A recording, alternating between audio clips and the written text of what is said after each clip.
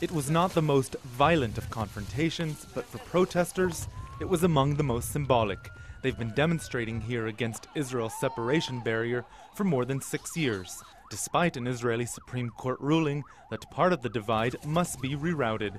Just days ago, the Israeli military began doing just that, and the weekly demo turned into a bit of a celebration, one met with tear gas canisters and rubber-coated bullets.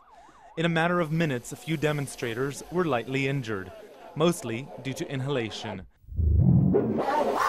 But less than 1 hour earlier, the scene was completely different, as demonstrators organized and prepared for a confrontation they believed to be inevitable. In a small room, they are given instructions in English on what to do. Most don't live here, and many are European activists who have for years supported Bil'in's struggle to regain farmlands the village lost to Israel's barrier, one built to buffer Jewish settlements meters away. But Bil'in is also a stronghold for Fatah, the party of the Palestinian president, its yellow flags proudly displayed.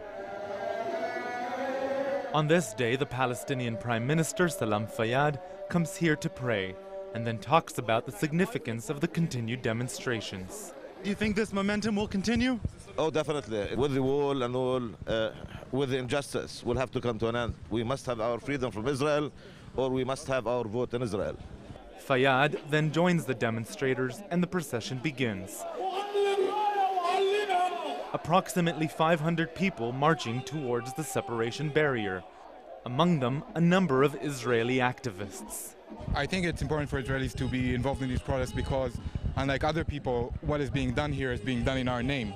I think in the current situation, it is not enough for people to simply oppose it by statement, what is happening. It's not enough to sit on the sofa and discuss it in your living room. People actually have to get out and stand together with Palestinians in their and joining their resistance on the ground. A bulldozer leads the way, followed by a crowd that's enthusiastic by what it sees as a victory, albeit a minor one. Moments later, the clashes begin. Now, many of those who came were prepared with gas masks. You can see some of the canisters still being fired and pushing people away. Just a few meters behind me, you can actually see the Israeli military firing at the remaining few people. The gas is too much to bear, burning the eyes and the throat. The demonstrators disperse amid moments of confusion before regathering and regrouping. These protests are incredibly organized, and you can see I've been given a piece of onion here. The smell actually makes some of the tear gas pain go away. We can see some of the protesters are retreating. We will as well, but we've been told by organizers that they are determined and they will be back next week. Roee Ruttenberg, CCTV in Bil'in in the occupied Palestinian West Bank.